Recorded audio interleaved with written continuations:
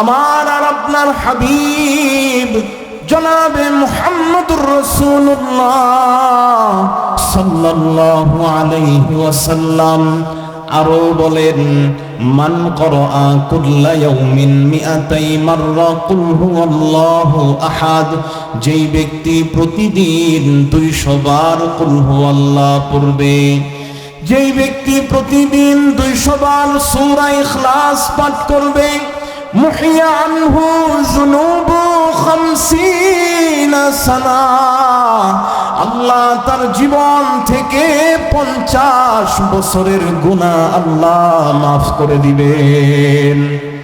200 বার সূরা ইখলাস পাঠ করলে আল্লাহ 50 বছরের সগীরা গুনাহ মাফ করবেন। তবে বিশ্বনবী রাহমাতুল লিল আলামিন বলেন, যার আমলনামায় ঋণের গুনাহ থাকবে, অপরের কাছ থেকে 1 টাকা হোক, 8 আনা হোক, 10 টাকা হোক ঋণ নিছিল, ওই ঋণটা সে আদায় করে নাই, এই কুল হুয়াল্লাহ পড়লে 200 বার কেন 500 বার পড়লেও আল্লাহ তার জীবন থেকে ঋণের গুনাহটা মাফ করবেন না। তার একত্ববাদের আলোচনা করেছেন। আল্লাহ এখানে বলেন, কুল হুয়াল্লাহু আহাদ,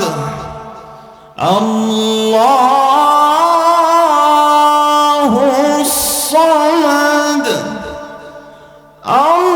আল্লাহুস সামাদ, লাম ইয়ালিদ ওয়া লাম ইউলাদ ওয়া লাম ইয়াকুন লাহু কুফুয়ান আহাদ। আল্লাহ তাআলা এই সূরা ইখলাসের মধ্যে 4টা আয়াত বর্ণনা করছেন। 4টা। এই সূরা ইখলাসের মধ্যে আল্লাহ তাআলা 15টা শব্দ আনছেন। কয়টা? 15টা। এই সূরা ইখলাসের মধ্যে আল্লাহ তাআলা 48টা অক্ষর আনছেন। কয়টা অক্ষর? 48টা অক্ষর। ইখলাস শব্দের অর্থ হলো একনিষ্ঠতা। আল্লাহর একত্ববাদে একনিষ্ঠতাকে বলা হয় ইখলাস। এই সূরার একটা বৈশিষ্ট্য আছে। কোরআনে 114টা সূরা আল্লাহ তাআলা বর্ণনা করছেন, 114টা সূরা আল্লাহ নাজিল করেছেন। সব সূরাগুলোর নাম ওই সূরার ভিতরেই আছে।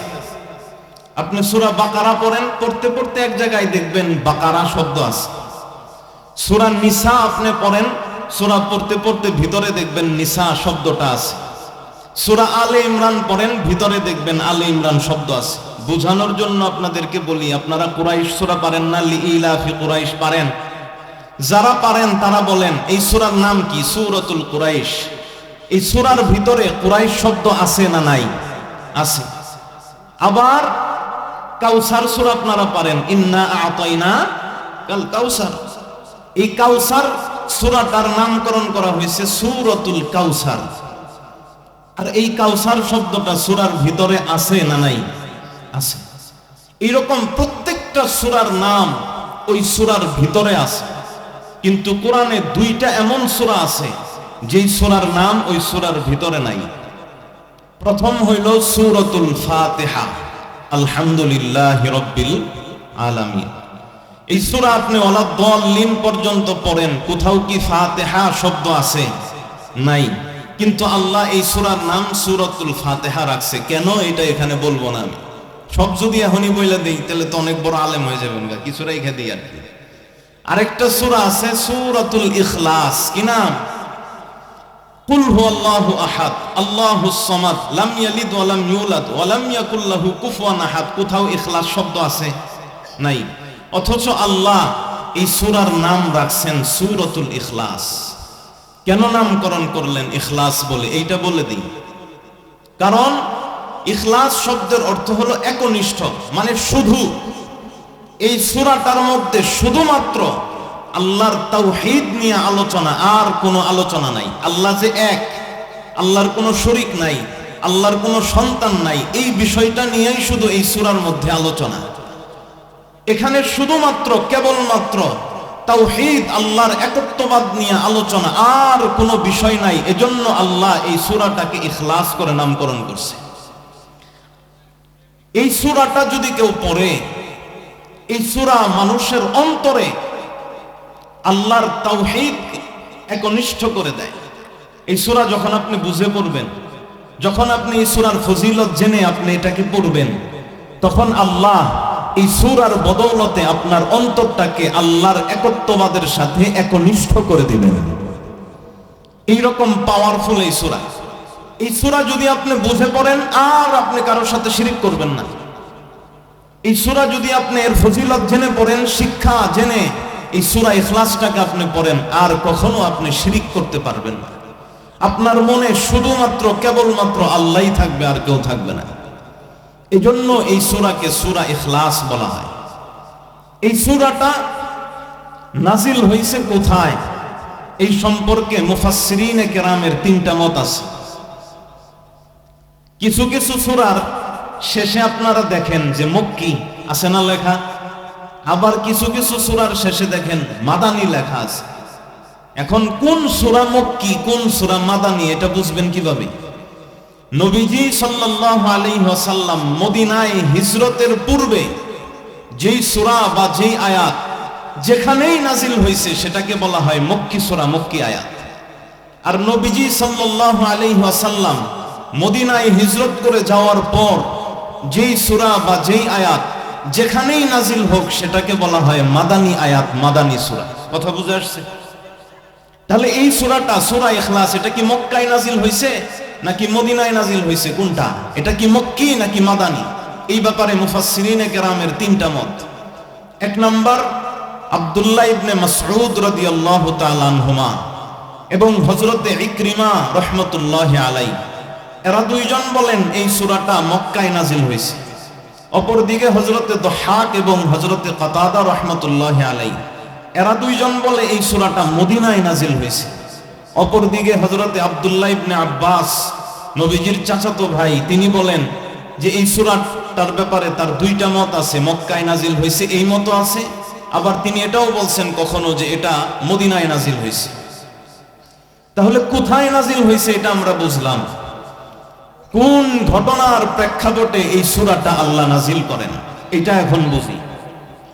প্রত্যেকটা জিনিসই পিছনে একটা কারণ স্বাভাবিক থাকে, যে আল্লাহ তাআলা এই আয়াতটা এই কারণে নাজিল করছিলেন, এই ঘটনার পরিপ্রেক্ষিতে নাজিল করছেন। আল্লাহ তাআলা এই সূরাটা এই ঘটনার পরিপ্রেক্ষিতে নাজিল করছিলেন। এই সূরা ইখলাসও নাজিল হওয়ার পিছনে একটা ঘটনা আছে।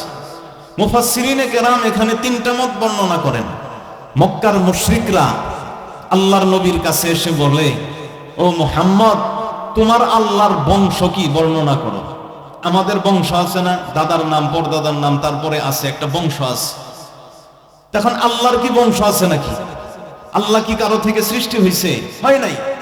তো এই মক্কার মুশরিকরা জিজ্ঞাসা করতো যে আল্লাহর বংশ বলো।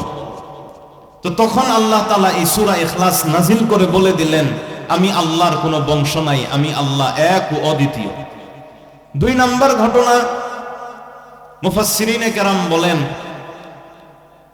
আমির বিন তুফাইল আর আরবাদ বিন রবিআ, মুশরিকদের মধ্য থেকে এই দুইজন ব্যক্তি মুহাম্মদ সাল্লাল্লাহু আলাইহি ওয়াসাল্লামের কাছে আসেন। এসে ডাক দিয়া বলে, ও মুহাম্মদ, তুমি আমাদেরকে কোন দিকে ডাকো? বিশ্বনবী রাহমাতুল লিল আলামিন বলেন, আমি তোমাদেরকে আল্লাহর দিকে ডাকি। আমির বলে, আল্লাহ, যে আল্লাহর দিকে ডাকো ওই আল্লাহর গুণ তুমি আমার কাছে বর্ণনা করো। আল্লাহ কিসের তৈরি? আল্লাহ কি মাটির তৈরি, না আল্লাহ কাঠের তৈরি, নাকি আল্লাহ পাথরের তৈরি, না আল্লাহ স্বর্ণের তৈরি, না আল্লাহ রূপার তৈরি? এই প্রশ্ন করার পিছনে এই দুইজন কাফেরের উদ্দেশ্য ছিল আল্লাহকে ছোট করা। কারণ তাদের দেবদেবী হয় কাঠের তৈরি হয়, না হয় মাটি দিয়া মূর্তি বানায়, না হয় পাথর দিয়া মূর্তি বানায়, না হয় স্বর্ণ দিয়া মূর্তি বানায়। না হয় রূপা দিয়া মূর্তি বানায়। এজন্য তারা আল্লাহ সম্পর্কে জিজ্ঞাসা করে, বলে, ও মুহাম্মদ, তোমার আল্লাহ কিসের তৈরি? তোমার আল্লাহ কি আমাদের দেবদেবীর মতো কাঠের তৈরি, নাকি তোমার আল্লাহ স্বর্ণের তৈরি, নাকি তোমার আল্লাহ মাটির তৈরি, না তোমার আল্লাহ রূপার তৈরি? আমার আল্লাহ সূরা ইখলাস নাজিল করে বললেন, আমি আল্লাহ কোনো কিছুর তৈরি না, আমি আল্লাহ মাটির তৈরি না, আমি তো মাটি বানাইছি। আমি আল্লাহ স্বর্ণের তৈরি না, আমি তো স্বর্ণ বানাইছি। আমি আল্লাহ রূপার তৈরি না, আমি তো রূপা বানাইছি। আমি আল্লাহ লাকড়ির তৈরি না, কারণ আমি আল্লাহ লাকড়ি বানাইছি। আমি আল্লাহ পাথরেরও তৈরি না, কারণ আমি আল্লাহ পাথর বানাইছি। আমি আল্লাহ যখন মাটি বানাইলাম, রূপা বানাইলাম, স্বর্ণ বানাইলাম, লাকড়ি বানাইলাম, পাথর বানাইলাম, আমি আল্লাহ যখন এই সব কিছু বানাইলাম, তখন আমি আল্লাহ কেমনে এই জিনিস দ্বারা তৈরি হব? আমি তো স্রষ্টা, এই সব হলো আমার মখলুক। এজন্য আমি কোনো কিছুর তৈরি না। আল্লাহ আমের বিন তুফাইলকে মহামারীর মাধ্যমে ধ্বংস করেছেন, আর আল্লাহ আরবাদ বিন রবিয়াকে আল্লাহর বজ্র ধারা বিজলির দ্বারা আল্লাহ ধ্বংস করে দিয়েছেন। তাহলে এই হলো একটা ঘটনা। এর পরিপ্রেক্ষিতে আল্লাহ তাআলা সূরা ইখলাস নাজিল করছেন। 3 নম্বর ঘটনা, এই প্রশ্নটা করেন মদিনার ইহুদিরা আল্লাহর নবীর কাছে এসে, যে তোমার আল্লাহ কিসের তৈরি, তোমার আল্লাহর বংশ বলো। আল্লাহ কুল হুয়াল্লাহু আহাদ নাজিল করে বলে দিলেন, আমি আল্লাহ কোনো কিছুর তৈরি না, আমি আল্লাহই তো সব বানাইলাম। তাহলে আমি আল্লাহ আবার এই সব কিছুর দ্বারা তৈরি হই কিভাবে? আমি যদি না বানাইতাম তাহলে হইতে পারতো যে আমি এগুলোর দ্বারা তৈরি হয়েছি, কিন্তু আমিই তো সব বানাইলাম, তাহলে আমি আবার তৈরি হব কিভাবে? তো যাই হোক, এই হলো নাজিল হওয়ার প্রেক্ষাপট। এই সূরাটা আল্লাহ কেন নাজিল করলেন? এরপরে দেখেন, আমরা যে সূরা ইখলাস পড়ি, আমরা তো শুধু পড়ি, কিন্তু এই সূরা ইখলাসের ফজিলত আমাদের জানা নাই। তো আমরা খুব মনোযোগের সাথে সূরা ইখলাসের ফজিলতটা শুনব। প্রথমে সূরা ইখলাসের অর্থটা একটু বুঝে নিই। আল্লাহ তাআলা এখানে বলতেছেন, সর্বপ্রথম কুল, হে নবী আপনি বলেন, হুয়াল্লাহু আহাদ, তিনি আল্লাহ এক ও অদ্বিতীয়। আল্লাহুস সামাদ, আল্লাহ এমন সত্তা যিনি কারো প্রতি মুখাপেক্ষী নন, আমরা সবাই হলাম তার প্রতি মুখাপেক্ষী। লাম ইয়ালিদ ওয়া লাম ইউলাদ, আল্লাহর কোনো সন্তান নেই, তিনিও কারো সন্তান নন। ওয়া লাম ইয়াকুল লাহু কুফুয়ান আহাদ, এই পৃথিবীতে কেউ তার সমকক্ষ নেই। এটা হলো সূরা ইখলাসের তরজমা, অর্থ। এখন এই সূরা ইখলাসের ফজিলত কি? আমরা শুধু জানি ছোট্ট একটা সূরা, সূরা ইখলাস, কিন্তু এর ফজিলত না জানার কারণে আমরা আজকে এই সূরাটার এই মর্যাদা, এর ফজিলত থেকে আমরা বঞ্চিত হচ্ছি। এজন্য মুসলমান বিশ্বনবী রাহমাতুল লিল আলামিন বলেন, কুল হুয়াল্লাহু আহাদ তাদিলু সুলুসাল কুরআন। ওগো আমার উম্মতেরা, কুল হুয়াল্লাহু আহাদ, এটা যেই ব্যক্তি একবার পড়বে, আল্লাহ তার আমল নামায় 10 পারার সওয়াব দান করবেন। ও মুসলমান, শুধু এতটুকুই নয়, বিশ্বনবী রাহমাতুল লিল আলামিন বলেন, আয়াজিজু আহাদুকুম আন ইয়াকরা সুলুসাল কুরআন ফি লাইলাতিন। ও আমার সাহাবীরা, তোমরা কি প্রতি রাত্রিতে কোরআনের 10 পারা কোরআন খতম করাকে, কোরআনের 30 পারা থেকে 10 পারা পড়াকে সাধ্যাতীত মনে করো? এই কথা সাহাবায়ে কেরাম শোনার পর যে বিশ্বনবী রাহমাতুল লিল আলামিন বললেন প্রতি রাত্রিতে কোরআনের 10 পারা তেলাওয়াত করা। এই রাত্রিতে 10 পারা তেলাওয়াত করা চারটিখানি বিষয় না, 10 পারা তেলাওয়াত করা অনেক কঠিন কাজ। রাত্রিতে কাজ থাকে, বিশ্রাম থাকে, নামাজ থাকে, খাওয়া দাওয়া থাকে। রাত্রিতে 10 পারা তেলাওয়াত করা সম্ভব না। ফাশাক্কা যালিকা আলাইহিম, এজন্য এই কথা যে প্রতি রাত্রিতে 10 পারা করে তেলাওয়াত করতে পারো না, এই কথা সাহাবায়ে কেরামের জন্য বড় কষ্ট মনে হলো, বড় কঠিন হলো।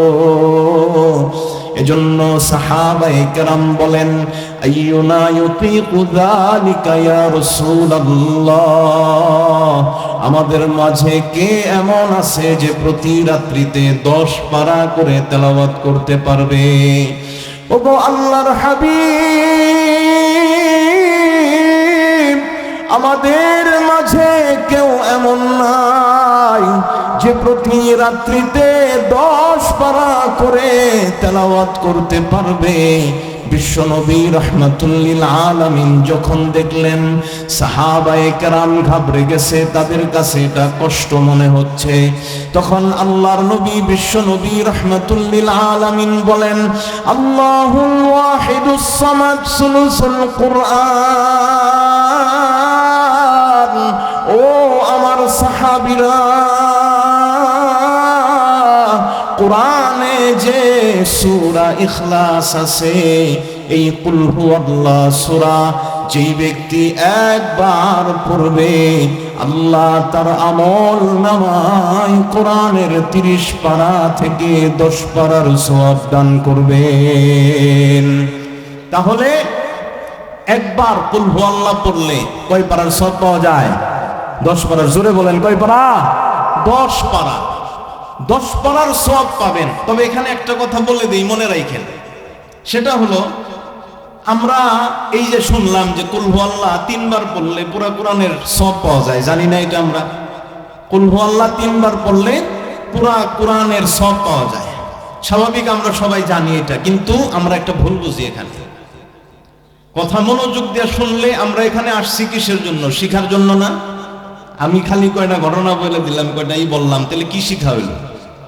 এজন্য আমি এমন ভাবে কথা বলতেছি, আপনার পীরগঞ্জের মানুষ আমার বহুত মুসল্লি, জিরানিতে পীরগঞ্জের মানুষ অনেক অনেক মুসল্লি আমার, তো সবাই পছন্দ করে। এই যে আমাদের ভাই যিনি আমাকে দাওয়াত করে আনছেন, ইনি মাত্র 2 সপ্তাহ নামাজ পড়ছেন, পছন্দ করছেন, এজন্য নিয়ে আসছেন। আপনি কিছু নিয়ে যাইতে পারেন এমন ভাবে আমি আপনাকে বলতেছি, আপনি বুঝবেন, কিন্তু মনোযোগ দিয়ে একটু শুনতে হবে বাস। কোরআন শরীফ দেখে পড়লে প্রতিটা হরফে আল্লাহ তাআলা কমপক্ষে 10টা করে নেকি দিবেন। সুবহানাল্লাহ। আরো আস্তে বলেন সুবহানাল্লাহ, আর একটু জোরে বলেন সুবহানাল্লাহ। তাহলে একটু ঘুম যাইবো আর কি, আর নাইলে তো ঘুমাইয়া পড়বেন আবার।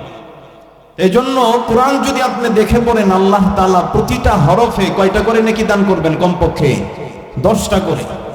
আপনি যদি এভাবে প্রতিটা কোরআন হরফটা দেখে দেখে দেখে দেখে দেখে দেখে আপনি শেষ করেন, তাহলে পুরা 30 পারায় যতগুলা হরফ আছে প্রত্যেকটা হরফে আপনি কমপক্ষে 10টা করে নেকি পাইবেন। কিন্তু এই প্রতিটা হরফের আসল নেকি হলো একটা। কয়টা? একটা। এই যে 10 যে বাড়ায় দিল, এটা হলো আল্লাহর বাড়তি সওয়াব। এটা কোরআন দেখা পড়লে সওয়াব হয়। আবার যদি কেউ কোরআন বুঝা পড়ে, অর্থ যায় না পড়ে, তার সওয়াব আরো বেশি। ওযুর হালতে পড়লে সওয়াব একরকম, ওযু ছাড়া যদি খালি এমনি তেলাওয়াত করে মুখে, তাহলে সওয়াব আরেক রকম। নামাজে তেলাওয়াত করলে সওয়াব আরো বেশি।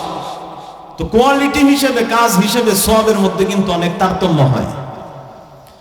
তো কোরআন দেখে পড়লে কমপক্ষে আপনি 10টা করে নেকি পারবেন। আর কোরআনের প্রতি হরফের আসল নেকি কয়টা? একটা। কুল হুয়াল্লাহ যদি আপনি 3 বার পড়েন, এই 3 বারে আপনি পুরা কোরআনের খতম, পুরা কোরআনের সওয়াব পাবেন, যেটা হাদিসে আসছে। এই সওয়াবটা হলো ওই যে প্রতি হরফে এক এক করে ওই সওয়াব পাবেন। কথা বুঝে আসছে? আর প্রতি হরফ যদি আপনি দেখে দেখে পড়েন, দেখে দেখে আপনি পুরা কোরআনটাকে খতম করেন, সেখানে আপনি খতম করার একটা আলাদা সওয়াব পাবেন, আর প্রতিটা হরফে আল্লাহ আপনাকে কমপক্ষে 10টা করে নেকি দিবে, যেটা 3বার কুল হুয়াল্লাহ পড়লে আপনি পাবেন না। 3বার কুল হুয়াল্লাহ পড়লে আপনি শুধুমাত্র প্রতিটা হরফের 1 নেকি করে আপনার 30 পারার সওয়াব পাবেন 3বার কুল হুয়াল্লাহ পড়লে। বুঝে আসছে? এজন্য অনেকে আছে কয় কুল হুয়াল্লাহ পড়লেই তো খতম হয়ে যায়, 30 পারার সওয়াব পাওয়া যায়, তাহলে আর কোরআন দেখা পড়ার দরকার কি? দেখা পড়লে যে সওয়াব পাবেন 3বার কুল হুয়াল্লাহ পড়লে জীবনে ওই সওয়াব পাবেন না। তো এইটা গেল একটা ফজিলতের কথা, যে কুল হুয়াল্লাহ যদি কেউ 1বার পড়ে 10 পারার সওয়াব দান করবে, 2বার যদি কেউ কুল হুয়াল্লাহ পড়ে আল্লাহ 20 পারার সওয়াব দান করবে, 3বার যদি কেউ কুল হুয়াল্লাহ পড়ে আল্লাহ তাকে গোটা কোরআনের 30 পারার সওয়াব দান করবে। ও মুসলমান, শুধু এতটুকুই ফজিলত নয়, আমার আর আপনার হাবিব জনাবে মুহাম্মদুর রাসূলুল্লাহ সাল্লাল্লাহু আলাইহি ওয়াসাল্লাম আরো বলেন, মান করা কুল্লা ইয়াউমিন 100 মাররা কুল হুয়াল্লাহু আহাদ, যেই ব্যক্তি প্রতিদিন 200 বার কুল হুয়াল্লাহ পড়বে, যেই ব্যক্তি প্রতিদিন 200 বার সূরা ইখলাস পাঠ করবে, মুহিয়া আনহু যুনুবু 50 সানা, আল্লাহ তার জীবন থেকে 50 বছরের গুনাহ আল্লাহ মাফ করে দিবেন। 200 বার সূরা ইখলাস পাঠ করলে আল্লাহ 50 বছরের সগীরা গুনাহ মাফ করবেন। তবে বিশ্বনবী রাহমাতুল লিল আলামিন বলেন, যার আমলনামায় ঋণের গুনাহ থাকবে, অপরের কাছ থেকে 1 টাকা হোক, 8 আনা হোক, 10 টাকা হোক ঋণ নিছিল, ওই ঋণটা সে আদায় করে নাই, এই কুল হুয়াল্লাহ পড়লে 200 বার কেন 500 বার পড়লেও আল্লাহ তার জীবন থেকে ঋণের গুনাহটা মাফ করবেন না। ও মুসলমান, শুধু এতটুকুই ফজিলত নয়, আমার আর আপনার হাবিব বিশ্বনবী রাহমাতুল লিল আলামিন একদিন কোথাও গমন করছেন, সাথে ছিল সাহাবী আবু হুরায়রা। যাওয়ার সময় এক ব্যক্তিকে কুল হুয়াল্লাহ পড়তে শুনে বিশ্বনবী রাহমাতুল লিল আলামিন বললেন, ওয়াজাবাত, এই ব্যক্তির জন্য ওয়াজিব হয়ে গেছে। আবু হুরায়রা রাদিয়াল্লাহু তাআলা আনহু জিজ্ঞাসা করলেন, ওগো আল্লাহর হাবিব, কোন জিনিস তার জন্য ওয়াজিব হইল গো আল্লাহর নবী? বিশ্বনবী রাহমাতুল লিল আলামিন বলেন, আমার বান্দা একবার কুল হুয়াল্লাহ পড়ছে, এই কুল হুয়াল্লাহ পড়ার কারণে আমার আল্লাহ ওই বান্দার জন্য জান্নাতটাকে ওয়াজিব করে দিয়েছেন। তার মানে মুসলমান, যে ব্যক্তি কুল হুয়াল্লাহ পড়বে তার জন্য জান্নাত আবশ্যক হয়ে যায়। আল্লাহ তাকে সূরা ইখলাস পাঠ করার কারণে জান্নাত দান করবেন। এজন্য বেশি বেশি সূরা ইখলাস পাঠ করা। ও মুসলমান, শুধুমাত্র এতটুকুই ফজিলত নয়, বিশ্বনবী রাহমাতুল লিল আলামিন বলেন, যখন আমার উম্মত ঘুমের জন্য বিছানায় যায়, ঘুমানোর পূর্বে ডান কাত হয়ে 100 বার কুল হুয়াল্লাহ পড়ে আমার আল্লাহ ওই উম্মতকে কিয়ামতের ময়দানে বলবে, বান্দা আমার, দুনিয়ায় তুমি শোয়ার আগে আমার কালাম থেকে সূরা ইখলাসটা ডান কাত হয়ে 100 বার পড়তা। বান্দা আমার, এই জন্য আজকে আমি তোমাকে বলছি, যাও যাও জান্নাতে তোমার ডান দিক দিয়া প্রবেশ করো। ও মুসলমান, এজন্য বলি, যে ব্যক্তি ঘুমানোর পূর্বে ডান কাত হইয়া 100 বার কুল হুয়াল্লাহ পড়বে, আল্লাহ তাকে কিয়ামতের দিন ডান দিক দিয়া জান্নাত দান করবেন। ও মুসলমান, শুধু এতটুকুই ফজিলত নয়, আম্মা জান আয়েশা রাদিয়াল্লাহু তাআলা আনহা বলেন, বিশ্বনবী রাহমাতুল লিল আলামিন জনৈক এক সাহাবীকে কাফেলার সৈন্য বাহিনীর আমির বানায়া পাঠাইলো। ওই সাহাবী ওই সকল সৈন্য বাহিনীদেরকে নিয়া যখনই নামাজ পড়তো, সূরা ফাতিহার পরে অন্য কোন সূরা পড়ুক আর না পড়ুক, কুল হুয়াল্লাহ ঠিকই পড়তো। তখন পিছনের সাহাবীরা যারা মুক্তাদি ছিল তারা নবীজিকে বলল, ওগো আল্লাহর হাবিব, আপনি আমাদের আমির যাকে বানায়া দিছেন, ওই আমির সাহেব যখন আমাদেরকে নিয়ে নামাজ পড়ায়, প্রতি রাকাতে তিনি সূরা ফাতিহার পরে সূরা ইখলাস পড়ে, সূরা ইখলাস পড়াকে বাদ দেয় না। ও মুসলমান, বিশ্বনবী রাহমাতুল লিল আলামিন ওই আমির সাহেবকে ডাক দিয়া বললেন, কেন তুমি প্রতি রাকাতে সূরা ফাতিহার পরে সূরা ইখলাস পড়ো? তখন ওই আমির সাহেব বলেন, ওগো আল্লাহর হাবিব, আল্লাহ তার এই ছোট্ট সূরার মধ্যে আল্লাহর একত্ববাদ নিয়ে আলোচনা করছেন, এজন্য আমি এই সূরাটাকে খুব বেশি ভালোবাসি, আমি এই সূরাটাকে ছাড়তে পারবো না। ওগো আল্লাহর হাবিব, চাই আমারে ইমাম হিসেবে রাখা হোক, চাই না রাখা হোক, আমি নামাজে সূরা ইখলাসকে ছাড়তে পারবো না, আমি এইটাকে ভালোবাসি। তখন বিশ্বনবী রাহমাতুল লিল আলামিন ওই সৈন্যবাহিনীর যারা ছিল তাদেরকে বলল, যাও যাও গিয়া তাকে বলে দাও, সে যেইভাবে সূরা ইখলাসকে বন্ধু বানায়া নিছে, আল্লাহ তাকে বন্ধু বানায়া নিছেন। ও মুসলমান, সূরা ইখলাসকে বন্ধু বানাইলে আল্লাহ আপনারে বন্ধু বানাইবেন।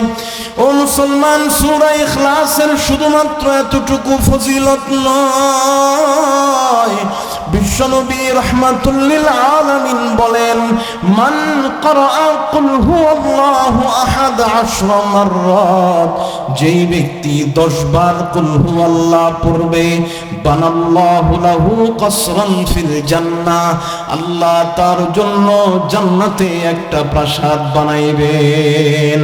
ওয়ামান ক্বারাআহা 20 মাররা, যেই ব্যক্তি কুল হুয়াল্লাহ 20 বার পড়বে রে উম্মতেরা, বানাল্লাহু লাহু কসরাইন ফিল জান্নাহ, আল্লাহ তার জন্য জান্নাতে 2টা প্রাসাদ বানাইবেন। ওয়ামান ক্বারাআহা 30 মাররা, আর যে ব্যক্তি সূরা ইখলাস 30 বার পাঠ করবেন, আল্লাহ বানাল্লাহু লাহু সালাসাতা কুসুরিন ফিল জান্নাহ, আল্লাহ তার জন্য জান্নাতে 3টা প্রাসাদ বানাইবেন। তার মানে মুসলমান, যদি আমরা কেউ 10 বার সূরা ইখলাস পাঠ করি, 10 বার সূরা ইখলাস পাঠ করলে আল্লাহ আপনার জন্য জান্নাতে একটা প্রাসাদ বানাইবেন। যদি আপনি 20 বার কুল হুয়াল্লাহ পড়েন, আল্লাহ আপনার জন্য জান্নাতে 2টা প্রাসাদ বানাইবেন। যদি আপনি 30 বার কুল হুয়াল্লাহ পড়েন, আল্লাহ আপনার জন্য জান্নাতে 3টা প্রাসাদ বানাইবেন। তাহলে 10 বার পড়লে কয়টা প্রাসাদ? আস্তে গোনারও কয়টা? সবাই বলেন তো কয়টা? একটা। 20 বার পড়লে কয়টা? 2টা। 30 বার পড়লে 3টা। তাহলে এখানে বসে বসেই আমরা 10 বার পড়তে পারি না? মনে মনে আমরা ঠোঁট লড়ায় লড়ায় কিন্তু পড়তে পারি। তাহলে এই যে এত বড় ফজিলত কয়জনে জানতেন বলেন? এতগুলো ফজিলতের কথা বলা হইল, কয়জনে জানতেন? আর যে এই ওয়াজে আসে নাই, ও কি আর জীবনে জানতে পারবো? যে এখান থেকে চলে যাইতেছে, সামনের আলোচনাও সে বুঝবে না, জানতে পারবে না। এজন্য যাওয়া যাবে না, আরো মজার মজার কথা আছে, শুই না এরপরে যাইতে হবে, তাই না? এখন আমরা এটা চেষ্টা করবো এভাবে পড়ার। আরেকটা ঘটনা আপনাদেরকে শোনাই। যে কুল হু আল্লাহকে ভালোবাসে, আল্লাহ তারে ভালোবাসে। জুড়ে বলেন সুবহানাল্লাহ। কুল হু আল্লাহকে যে ভালোবাসে তাকে আল্লাহ ভালোবাসে। ও মুসলমান, আল্লাহর একজন প্রিয় সাহাবী ছিল যার নাম হলো কুলসুম। বিশ্বনবী রাহমাতুল লিল আলামিন মদিনায় হিজরতের পূর্বে আল্লাহর নবী কুবা নামক এলাকায় 14 দিন অবস্থান করছেন। কোথায়? কুবা নামক এলাকায় আল্লাহ 14 দিন যাবত অবস্থান করেছেন। যারা আমরা হাজী সাহেব আছি অথবা যারা আমরা উমরায় যাই, তারা আমরা ওই কুবা মসজিদে কুবায় গিয়া নামাজ পড়ে ফজিলত হাসিল করার জন্য যেইভাবে মসজিদে নববীতে নামাজ পড়ে, যেইভাবে মক্কায় মসজিদে হারামে নামাজ পড়ে, ওই রকম ভাবেই তারা মসজিদে কুবার জিয়ারতের জন্য যায়। ও মুসলমান, বিশ্বনবী রাহমাতুল লিল আলামিন মদিনায় হিজরতের পূর্বে কুবা নামক অঞ্চলে 14 দিন তিনি অবস্থান করেন। 14 দিন যার বাড়িতে নবীজি সাল্লাল্লাহু আলাইহি ওয়াসাল্লাম মেহমান হয়েছেন, ওই সাহাবীর নাম হলো কুলসুম। সাহাবীর নাম কি? কুলসুম। কুলসুমের এই সূরা ইখলাস আমরা এর ফজিলত জানলাম। এখন যদি এই ফজিলত আমি পাইতে চাই তাহলে আমার বেশি বেশি এটার উপরে আমল করতে হবে। তবে প্রতি রাকাতেও আমি যেন আবার সূরা ইখলাস না পড়ি, বুঝেন? যে ব্যক্তি অন্য সূরা পারে, অন্য আয়াত পারে, তার জন্য প্রতি রাকাতে এক আয়াতই বা একই সূরা বারবার পড়া জায়েজ নাই। কি নাই? জায়েজ নাই, মাকরুহ। আর যে ব্যক্তি কুল হু আল্লাহ সূরা ছাড়া আর কোনো সূরা পারে না, তাহলে তার জন্য প্রতি রাকাতেই সূরা ফাতিহার পরে কুল হু আল্লাহ পড়া জায়েজ আছে, কোনো সমস্যা নাই। মানে এই একটা সূরাই সে পারে, আর কিছু পারে না, তাইলে সে নামাজের প্রতি রাকাতেই এই সূরা পড়তে পারবে, কোনো সমস্যা নাই। বুঝে আসছে? আর যে 2টা সূরা পারে অথবা 3টা পারে অথবা 4টা পারে বা আরো বেশি পারে, তার জন্য প্রতি রাকাতে একই সূরা বারবার পড়া মাকরুহ হবে। তখন নামাজ মাকরুহ হয়ে যাবে। আল্লাহ কবুল করলে করতেও পারেন, নাও করতে পারেন, তখন এটা নাজায়েজ কাজ হয়ে যাবে, এজন্য এটা করা যাবে না। এবার আসেন, আমরা সূরা ইখলাসের ফজিলত জানলাম, সূরা ইখলাস নাজিল হয়েছে কিভাবে সেটাও জানলাম, সূরা ইখলাস নাজিল হয়েছে কোথায় তাও জানলাম, সূরা ইখলাসের অর্থও জানলাম। এবার আমরা একটু সূরা ইখলাসের তাফসীর জানি। আল্লাহ তাআলা এই সূরার প্রথমে যে শব্দটা বলছেন কুল, এই কুল দ্বারা আল্লাহ তাআলা নবীজিকে বলছেন, হে নবী আপনি বলেন। আর আল্লাহ এই সূরা ইখলাসে এই কুল শব্দটাকে বাকি রাখছেন। এই কুল শব্দ দ্বারা আল্লাহ কাকে বলতে বলছেন? নবীকে। তাহলে এই কুল শব্দটা কোরআনের মধ্যে থাকা আল্লাহর নবীর নবুয়তের উপরে দালালত করে যে নবীজি সাল্লাল্লাহু আলাইহি ওয়াসাল্লাম সত্যিকারের নবী ছিলেন। তা না হইলে আল্লাহ এখানে কুল, যে হে নবী আপনি বলেন, এই কুল শব্দটাকে আল্লাহ বাকি রাখতেন না। এরপরে আল্লাহ শব্দ আনছেন হুয়া। হুয়া মানে তিনি, আল্লাহ, তিনি আল্লাহ। তারপরে শব্দ হলো আল্লাহ। আল্লাহ কাকে বলে? আল্লাহু আলামুন লিযাতিল ওয়াজিবিল ওয়ুজুদ আল মুস্তাজমিউ লিজামিইস সিফাতিল কামালিয়্যাহ। আল্লাহ এমন সত্তাকে বলে যার মধ্যে সব ভালো গুণগুলো একত্রিত আছে, যিনি সকল দোষ ত্রুটি থেকে মুক্ত, তাকে বলা হয় কি? আল্লাহ। যার মধ্যে কোনো ত্রুটি নাই, যার মধ্যে কোনো দোষ নাই, যার মধ্যে শুধু ভালো গুণ আর ভালো গুণ, যিনি সকল ভালো গুণের অধিকারী, তাকে বলা হয় কি? আল্লাহ। এবার আপনি বলবেন, হুজুর আসমানে কি দোষ? আসমানে তো কোনো দোষ নাই। চন্দ্রের মধ্যে কি দোষ? চন্দ্রেও তো কোনো দোষ নাই। সূর্যের মধ্যে কি দোষ? সূর্যেও তো কোনো দোষ নাই। তারকারাজির মাঝে কি দোষ? তারকারাজির মধ্যেও তো কোনো দোষ নাই।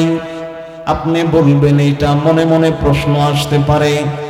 আমি বলি, এই আসমান কে বানাইছেন? আসমান বানাইছেন আমার আর আপনার আল্লাহ। যেই জিনিস আরেকজনের মাধ্যমে সৃষ্টি হয়, এটাই তার জন্য দোষ। যে স্বয়ং সম্পূর্ণ, তার জন্য সেনা কোনো দোষ নাই। এখন আমি এইটাকে বানাইলাম, একই স্বয়ং সম্পূর্ণ, এত পরিপূর্ণ না, এর মধ্যে ত্রুটি এটাই যে আমি তাকে বানাইছি। তো এইরকম আসমান জমিন মেঘাচ্ছন্ন হয়ে যায়, এই আসমান আবার কিয়ামতের ময়দানে ফেটে যাবে, এই চন্দ্র ফেটে যাবে, সূর্য ফেটে যাবে, তারকারা যে বিক্ষিপ্ত হয়ে ফেটে ফেটে পড়ে যাবে, তাহলে এগুলোর মধ্যে দোষ আছে না? আবার এই সূর্য কখনো সূর্যগ্রহণ লাগে, কখনো চন্দ্রগ্রহণ লাগে, এগুলোও তো এই সমস্ত বিষয়ের দোষ। তাহলে তারকারাজি, চন্দ্র, সূর্য কোনো কিছুই দোষ থেকে খালি না। আর এর প্রধান দোষ হলো যে এগুলা সব হলো সৃষ্ট, এগুলাকে সৃষ্টি করছেন কে? আল্লাহ। কিন্তু আল্লাহর মাঝে কোনো দোষ নাই। গেল আল্লাহর কথা। এরপরের শব্দ আল্লাহ তাআলা আনছেন কি? আহাদ। কি শব্দ আনছেন? আহাদ। আরবিতে এক বোঝানোর জন্য দুইটা শব্দ ব্যবহার, খুব ভালো করে বুঝবেন, খুব মজার কথা। আরবিতে এক বোঝানোর জন্য দুইটা শব্দ ব্যবহার হয়। একটা হলো আহাদ, আহাদ শব্দের অর্থ এক। আরেকটা শব্দ হলো ওয়াহেদ। এই ওয়াহেদ শব্দের অর্থ কি? এক। যেরকম আমরা বাংলায় বলি এক, আবার বাংলায় এককে বোঝানোর জন্য আরো বলি অদ্বিতীয়। অদ্বিতীয় মানে তার মতো আর কেউ নাই, তিনি এক, একই। আরবিতে আহাদ শব্দ ওয়াহেদ শব্দের মধ্যে একটা পার্থক্য আছে। ওয়াহেদ বলা হয় আমরা যে গণনা করি না, 1 2 3 4 5 6 7 8 9 10 গণনা করি, তো এই গণার জন্য, সংখ্যা গণার জন্য, অঙ্ক গণার জন্য আসে ওয়াহেদ শব্দ। মানে ওয়াহেদের পরে 2 আছে, 3 আছে, 4 আছে। এখন যদি আল্লাহ এই সূরা ইখলাসের মধ্যে ওয়াহেদ শব্দ আনতো, যে আল্লাহ এক, তার মানে বুঝাইতো যে আল্লাহর পরে কোনো 2 আছে, 3 আছে, 4 আছে। এজন্য আল্লাহ এখানে ওয়াহেদ আনে নাই, আল্লাহ আহাদ শব্দ আনছেন। আহাদ বলতে এক মানে অদ্বিতীয়, যেনার আগে কোনো জিরো নাই, যার পরে কোনো সংখ্যা নাই, তাকে বলা হয় আহাদ। 2 নাম্বার, একের মধ্যে পার্থক্য আছে। আপনাদেরকে বলি, এই যে এটা কয়টা জিনিস? সবাই বলেন কয়টা? একটা না দুইটা? একটা তো নাকি? এই একটার মধ্যে আর কোনো অংশ আছে? নাই, এটা একটাই অংশ। আচ্ছা, এটা গেল। 2 নাম্বার, আপনাদের সামনে এই যে ফুলের যে টপটা আছে, এই ফুলের টপ একটা কয়টা? একটা না দুইটা? একটা না? কিন্তু এই একটা কি এক অংশ না কয়েকটা অংশ? কয়েকটা অংশ না? এরকম কয়েক অংশ বিশিষ্ট এক জিনিসকে বলা হয় ওয়াহেদ। কথা বুঝছেন? আর এই রকম এক জিনিস যার কোনো অংশ নাই, তার জন্য ব্যবহার হয় আহাদ। আল্লাহ যদি তার জন্য সূরা ইখলাসে ওয়াহেদ শব্দ ব্যবহার হতো, তাহলে ওয়াহেদ বলা হয় এমন এককে যার অংশ আছে। ওয়াহেদ যদি ব্যবহার করত, তাহলে অনেকে বুঝতো যে আল্লাহ মনে হয় এমন সত্তা যার অনেক অংশ আছে। এজন্য আল্লাহ আহাদ শব্দ ব্যবহার করলেন, যার কোনো কি নাই, অংশ নাই। যেরকম আমি একজন মানুষ, আপনি একজন মানুষ, আপনার 2টা হাত আছে, এই 2টা হাত 2 অংশ, 2টা চোখ আছে 2 অংশ, নাক আছে এটা একটা অংশ, মাথা একটা অংশ, গাল 2 অংশ, থুতি আছে এটা একটা অংশ, বুক আছে এটা একটা অংশ, 2 পা এটা একটা অংশ। তাহলে আমি এক জিনিসই, জিনিস কিন্তু একটাই, মানুষ আমি একটাই, তবে আমার অংশ অনেকগুলো। এইরকম এক জিনিস, একজনকে যার কয়েকটা অংশ থাকে, তাকে বোঝানোর জন্য আরবিতে ব্যবহার হয় ওয়াহেদ। আর এমন এক যার কোনো অংশ নাই, এই যে পোস্টারের মতো কোনো অংশ নাই, যার কোনো অংশ নাই, মতো আল্লাহকে তো আর এটার মতো বলা যাবে না, বোঝানোর জন্য আপনাদেরকে বললাম। এটা যেরকম এটার কোনো অংশ নাই, এরকম এক জিনিসের জন্য ব্যবহার হয় আহাদ। আল্লাহর জন্য যদি কুল হু আল্লাহ, এই সূরার মধ্যে আল্লাহ যদি বলতেন কুল হু আল্লাহু ওয়াহিদ, তাহলে অনেকে বুঝতো যে আল্লাহ মনে হয় আমাদের মতো মানুষ, আল্লাহর মনে হয় হাত পাও আছে, আল্লাহর মনে হয় অংশ আছে। এজন্য আল্লাহ সূরা ইখলাসের মধ্যে ওয়াহিদ বলেন নাই, আল্লাহ বলছেন আহাদ। তার মানে আল্লাহ বুঝাই দিলেন, ও আমার বান্দা, আমি এমন আল্লাহ যে আল্লাহর কোনো অংশ নাই, আমি আল্লাহ এমন, আমি অংশহীন আল্লাহ। তারপরে আল্লাহ তাআলা এখানে বলেন আল্লাহুস সামাদ, আল্লাহ হলেন সমাদ। সমাদ কাকে বলে? সমাদ বলা হয় এমন সত্তা, যেই সত্তার প্রতি আমরা সবাই মুখাপেক্ষী, তিনি কারো দিকে মুখাপেক্ষী না, তাকে বলা হয় কি? সমাদ। মানে আমাদের সবার প্রয়োজন তার কাছে আছে, কিন্তু তার কারো কাছে কোনো প্রয়োজন নাই, তাকে কি বলা হয়? সমাদ বলা হয়। একটা হলো সমাদ, সমাদ, সদ তারপরে মিম তারপরে দাল, সমাদ। আরেকটা হলো সন্নাম, আরেকটা কি? এটা বুঝতে হবে, অনেক সুন্দর একটা ঘটনা আছে। সনাম কি শব্দ? সনামুন, সদ নুন মিন।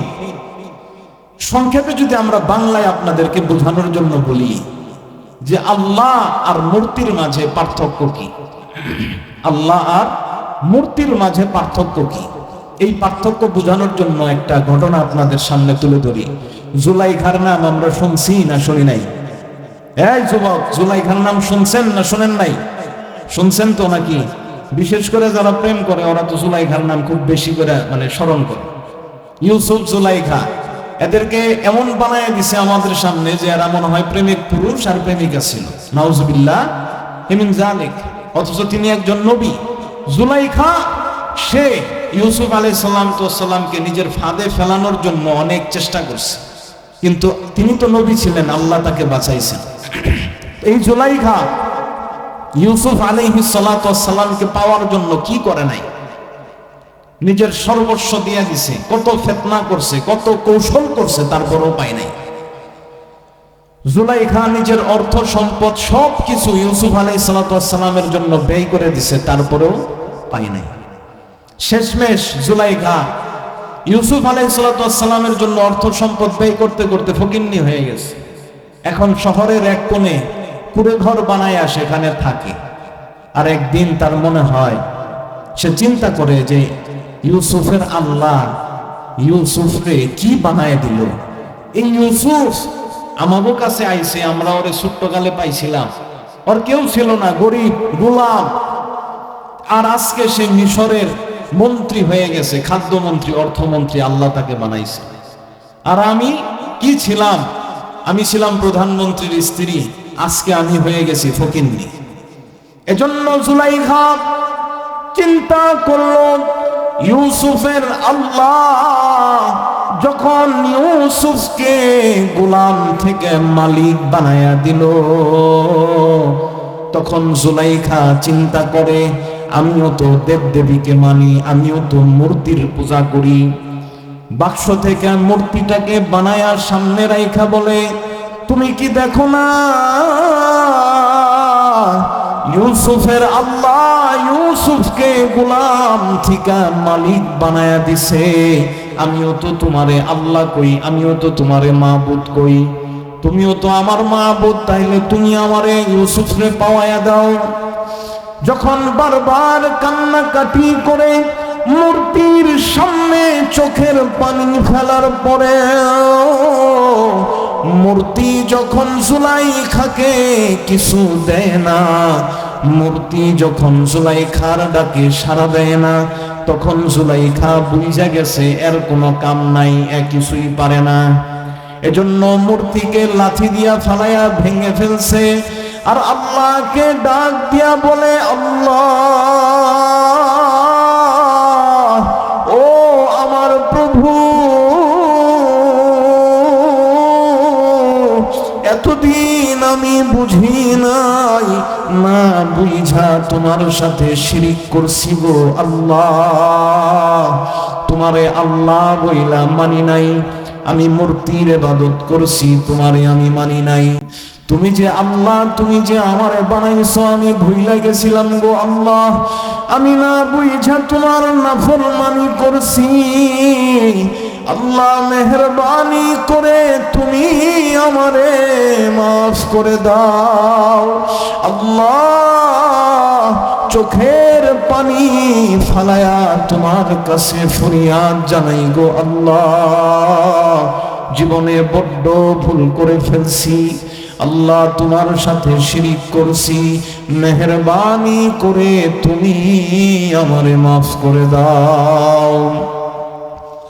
ও মুসলমান, যখন জুলাইখা আল্লাহর কাছে চোখের পানি ফালায়া আল্লাহকে ডাক দেয়, আল্লাহ জিবরিলকে ডাক দিয়া বলে, ও আমার জিবরিল, তুমি সাক্ষী থাকো, জুলাইখা আমার কাছে মাফ চাইছে, আমি আল্লাহ তোমারে সাক্ষী বানায়া কইলাম, আমি আল্লাহ আমার জুলাইখা বান্দিরে মাফ কইরা দিলাম। ও মুসলমান, জিবরিল ডাক দিয়া বলে, আল্লাহ এতদিন তো জুলাইখা আপনার নাফরমানি করছে, একবার ডাক দেওয়ার কারণে আপনি জুলাইখারে মাফ করে দিবেন। আল্লাহ ডাক দিয়া বলে, জিবরিল, জুলাইখা তার মূর্তিকে ডাক দিছে, মূর্তি তার ডাকে সাড়া দেয় নাই। জুলাইখা তার দেবদেবীরে ডাকছে, কেউ সাড়া দেয় নাই। জুলাইখা তাদের থেকে বিমুখ হয়ে, তাদের থেকে অসন্তুষ্ট হয়ে যখন আমি আল্লাহর দিকে ফিরে আমাকে ডাক দিয়া আমার কাছে মাফ চাই, আমিও যদি আমার জুলাইখার ডাকে সাড়া না দেই, তাহলে আমি আল্লাহ আর ওই মূর্তির মাঝে পার্থক্য রইল কোথায়? ওরা তো আর আল্লাহ না, ওরা তো মাটির তৈরি, মানুষের তৈরি, কিন্তু আমি তো আল্লাহ। আমার বান্দা যখন বান্দার ভুল বুঝে আমারে ডাক দেয়, জীবনে যত পাপ করুক, আমি আমার বান্দার ডাক দিতে দেরি, তারে মাফ করতে আমার দেরি হয় না। আল্লাহ এমন। আর মূর্তিরে তো আমরা পাশা দিয়া, খুঁটা দিয়া তারপরে দাঁড় করায় রাখতে হয় নাকি? যারে আমরা এই খের দিয়া বানাই, মাটি দিয়া বানাই, পাথর দিয়া বানাই, স্বর্ণ দিয়া বানাই, কেউ রূপা দিয়া বানায়, একটা বার বোঝে না যাকে আমি বানাইলাম সে আমারে সহযোগিতা করবে কিভাবে। স্রষ্টা তো তিনিই হইতে পারেন যিনি ধরা ছোঁয়ার বাহিরে হবে, যিনি আমার আকলের বাহিরে হবে। যে আমাদেরকে বানাইছে, যার কল্পনাও আমরা করতে পারি না, যাকে আমি জীবনে বানাইতে পারবো না, সেই তো আল্লাহ হবে। এই সহজ জিনিসটা আমাদের বুঝে আসে না। এজন্য আল্লাহর প্রতি আমাদের বিশ্বাস রাখতে হবে, অগাধ বিশ্বাস। এরপরে আল্লাহ তাআলা বলেন, লাম ইয়ালিদ ওয়া লাম ইউলাদ, তার কোনো সন্তান নাই, তিনিও কারো কি নন, সন্তান নন। ওয়া লাম ইয়াকুল লাহু কুফুয়ান আহাদ, আল্লাহর এই পৃথিবীতে তার কোনো সমকক্ষ নেই, কেউ তার সমকক্ষ নেই। আল্লাহর মতো কেউ নেই, আল্লাহর ধারে কাছেও কেউ নেই। আল্লাহ এমন শক্তিধর, আল্লাহ এমন ক্ষমতাবান, আল্লাহ এমন সত্তা, যার ধারে কাছে, যার কাছে পর্যন্ত, যার নিকটে পর্যন্ত কেউ যেতে পারবে না, যার মতো সামান্য পরিমাণও কেউ হতে পারবেন না। তিনি হলেন কে? আরো জুড়ে বলেন কে? আল্লাহ। তিনি হলেন কে? আল্লাহ। এখন এই সূরা ইখলাস আমাদেরকে কি শিক্ষা দেয়? সূরা ইখলাস আমাদেরকে দুইটা শিক্ষা দেয়। কয়টা শিক্ষা? দুইটা শিক্ষা। এক নাম্বার তাওহীদের শিক্ষা, আরেকটা হলো শিরকের শিক্ষা। তাওহীদ আল্লাহর একত্ববাদকে বলে। তাওহীদ কাকে বলে?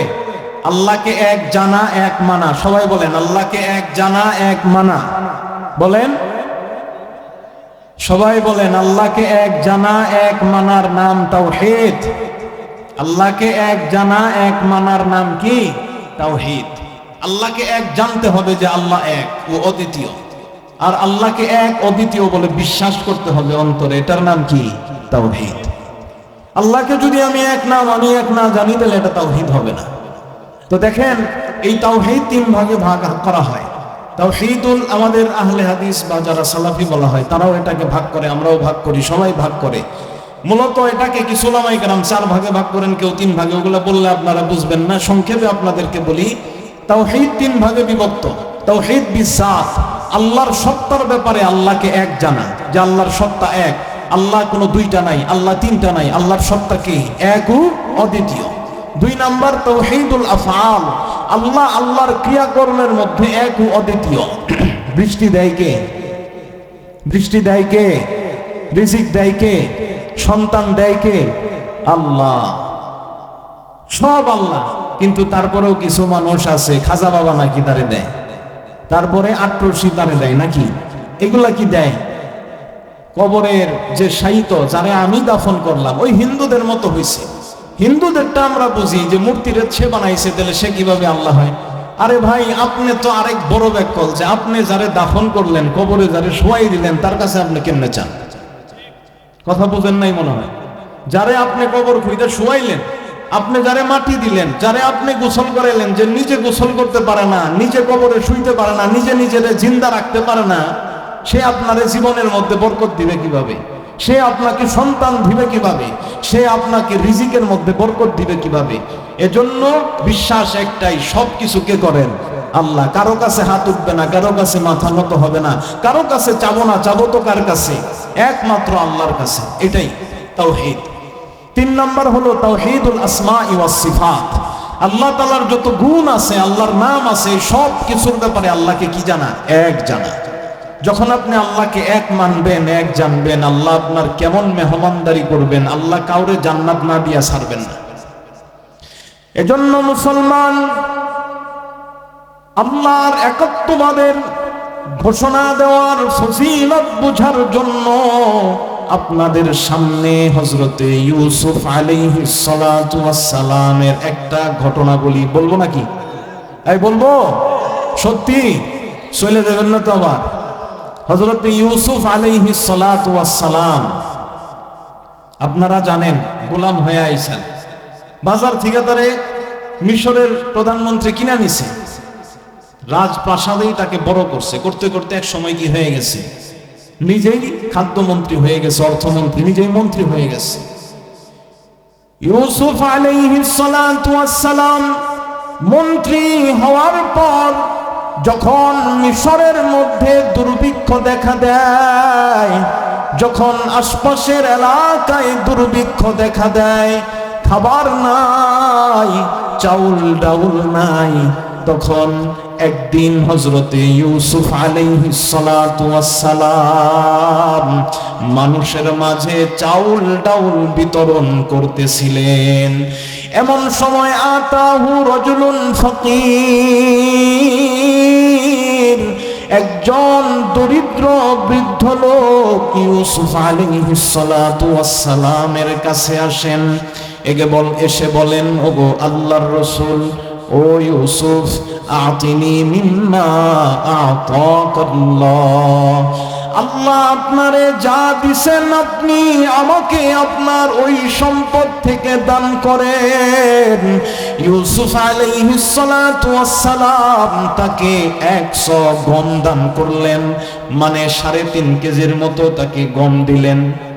এরপরে আবার ওই বৃদ্ধ দরিদ্র ব্যক্তি বলেন, আপনি আমাকে আরো দেন। তখন ইউসুফ আলাইহিস সালাতু ওয়াস সালাম তাকে আরো 3.5 কেজির মতো গম দিলেন।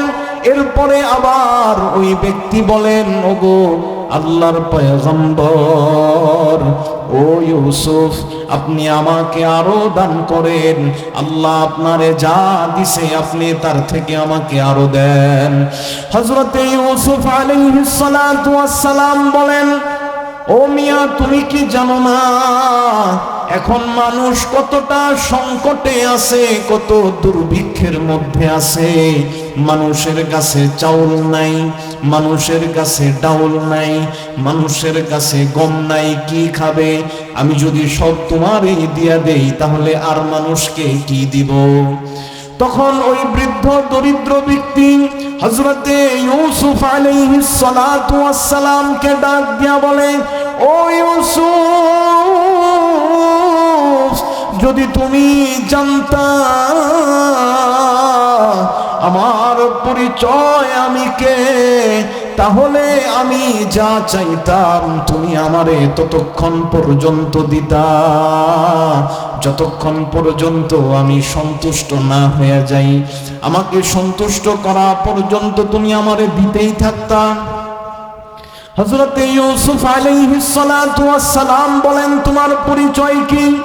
তখন ওই ব্যক্তি বলে, আনাল্লাযী শাহিদতু লাকা বিল বারা মিন তুহমাতি যুলাইখা, আমি হইলাম সেই ছোট্ট শিশু যে তোমারে যুলাইখার অপবাদ থেকে বাঁচাইছিল। ও ইউসুফ, আমি হলাম সেই ছোট শিশু যখন যুলাইখা তোমাকে দরজার ভিতরে আবদ্ধ করে, রুমের ভিতরে, কামরার ভিতরে আবদ্ধ করে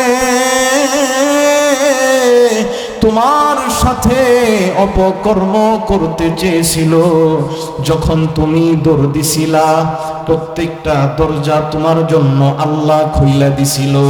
আল্লাহ তোমারে বাঁচাইয়া বের করছেন ঠিকই, কিন্তু যুলাইখা সবার কাছে বলছেন, এই ইউসুফ আমার সাথে অপকর্ম করতে চেয়েছিল, তখন আমি ছোট্ট শিশু, কুলের শিশু, কথা বলতে পারতাম না।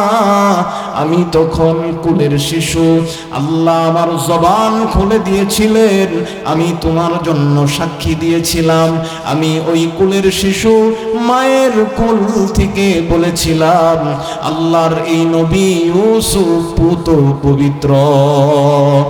ইউসুফ ওই জুলাইখার সাথে অপকর্ম করতে চায় নাই, বরং জুলাইখা ইউসুফকে ফাঁসাইতে চাইছেন। আমি তোমার জন্য তোমার পবিত্রতার ব্যাপারে আমি সাক্ষ্য দিয়েছিলাম, আমি হলাম সেই ছোট্ট শিশুটা। এই কথা শোনার পর হযরতে ইউসুফ আলাইহিস সালাতু ওয়াস সালাম তাকে 100টা স্বর্ণ মুদ্রা দিলেন। ও মুসলমান, 100 স্বর্ণ মুদ্রা চারটিখানি কথা না, 437 গ্রাম স্বর্ণ দান করলেন। প্রতি গ্রাম 22 ক্যারেট স্বর্ণের মূল্য বর্তমান বাজারে আসে 2.5 লাখ টাকা।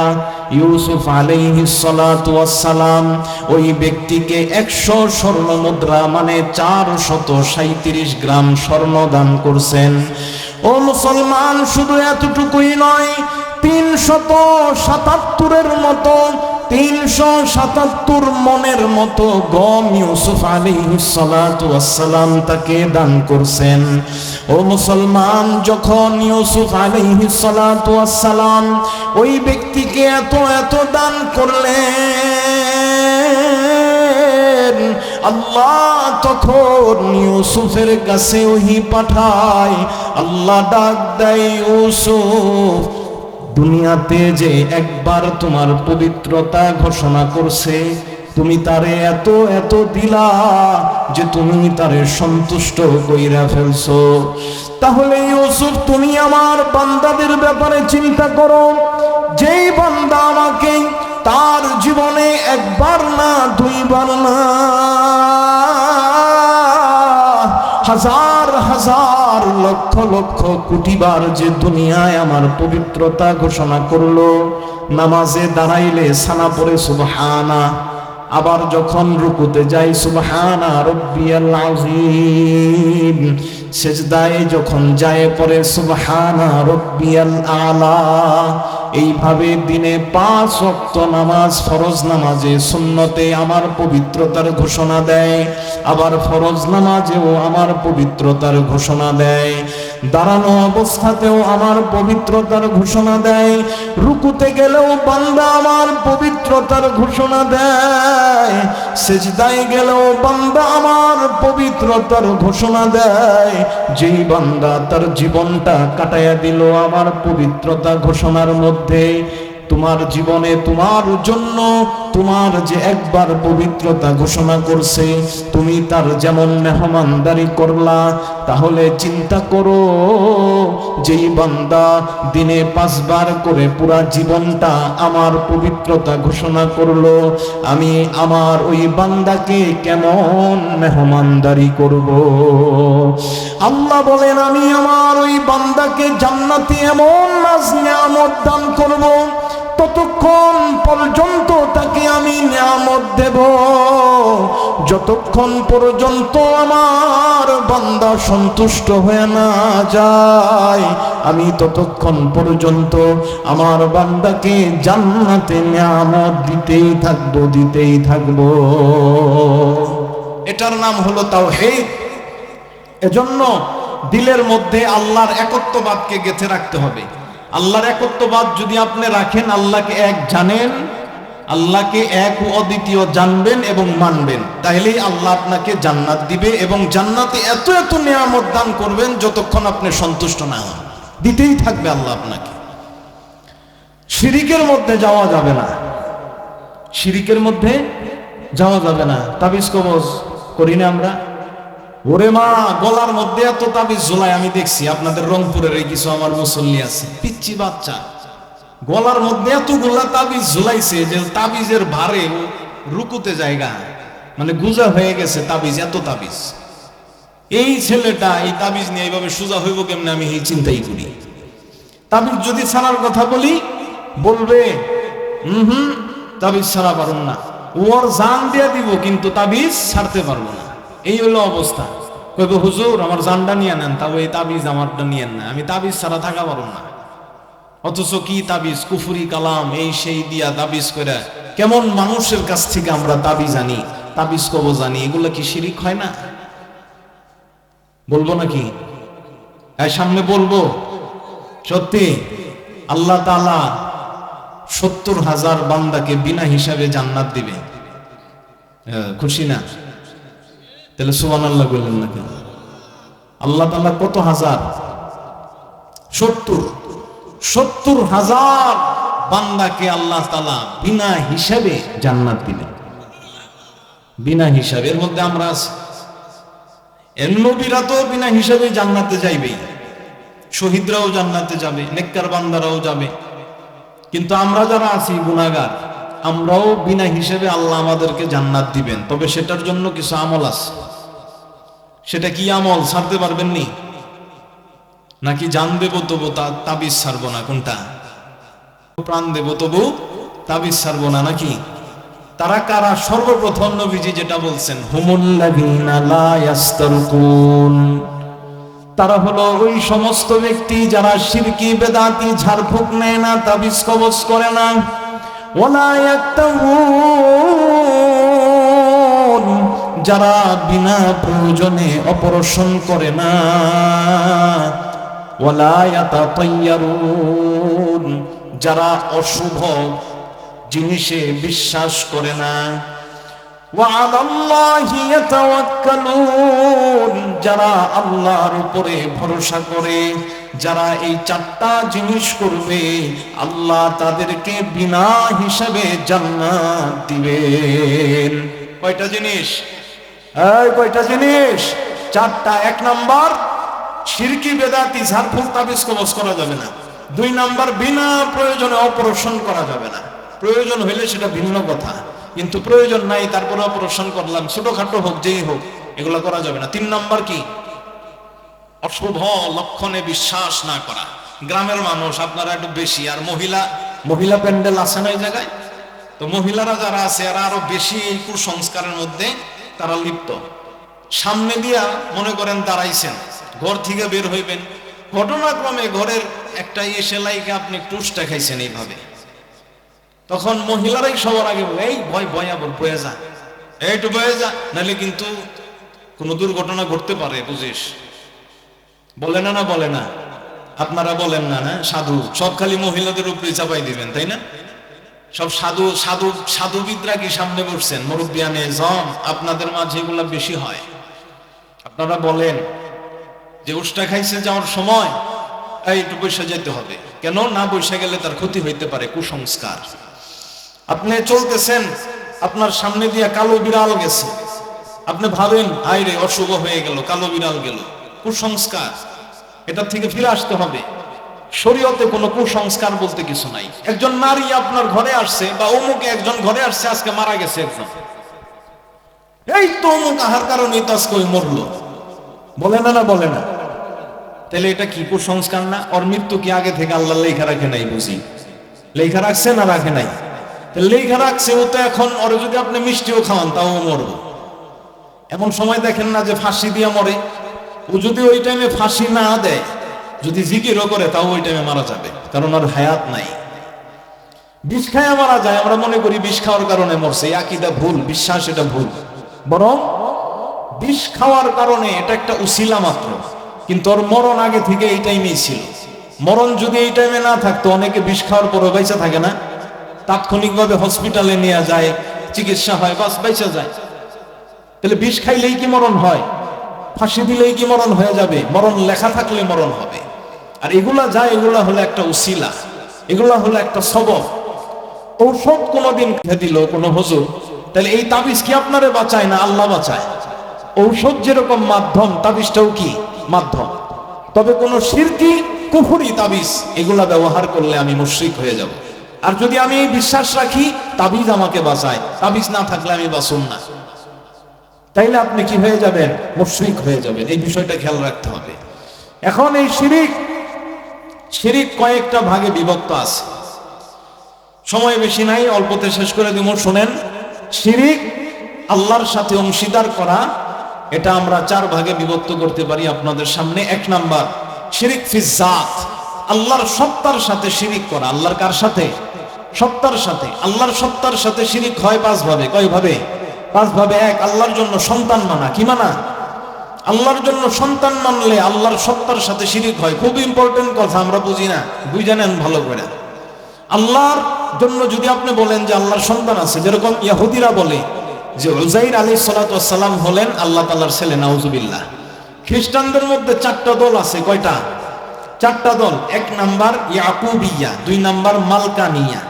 ইয়াকুবিয়া আর মালকানিয়া এই 2 দল, এই 2 গ্রুপের লোকেরা বলে ঈসা আলাইহিস সালামই হলো আল্লাহ, নাউজুবিল্লাহ মিন যালিক। আর খ্রিস্টানদের মধ্যে আরেক গ্রুপ আছে, তাদেরকে বলা হয় নাস্তরিয়া। কি নাম তাদের? নাস্তরিয়া। তারা বলে যে ঈসা আলাইহিস সালাতু ওয়াস সালাম হলো আল্লাহর ছেলে, নাউজুবিল্লাহ। 4th নাম্বার যে গ্রুপটা খ্রিস্টানদের, তাদেরকে বলা হয় মারকুসিয়া। কি বলা হয়? মারকুসিয়া। তারা বলে যে খ্রিস্টান এই ঈসা, মানে ঈসা আলাইহিস সালাম, তারা যাকে যিশু বলে, ইনি হলেন 3 খোদার একজন, 3 আল্লাহর কি একজন, নাউজুবিল্লাহ। আর মক্কার মুশরিকরা তারা ফেরেশতাদেরকে আল্লাহর কন্যা মানত। কি মানত? আল্লাহর মেয়ে মানত। অথচ নিজেরা মেয়েদেরকে দাফন করছে না জিন্দা। আপনারা ঘটনা শুনেন নাই, জাহিলি যুগে তারা মেয়েদেরকে জ্যান্ত দাফন করে দিত। অথচ নিজেরা মেয়েদেরকে পছন্দ করে না, কিন্তু আল্লাহর জন্য মেয়ে সাব্যস্ত করে। নাউজুবিল্লাহি মিন যালিক। হযরত সাআ বিন নাজিয়া নামে একজন সাহাবী ছিল।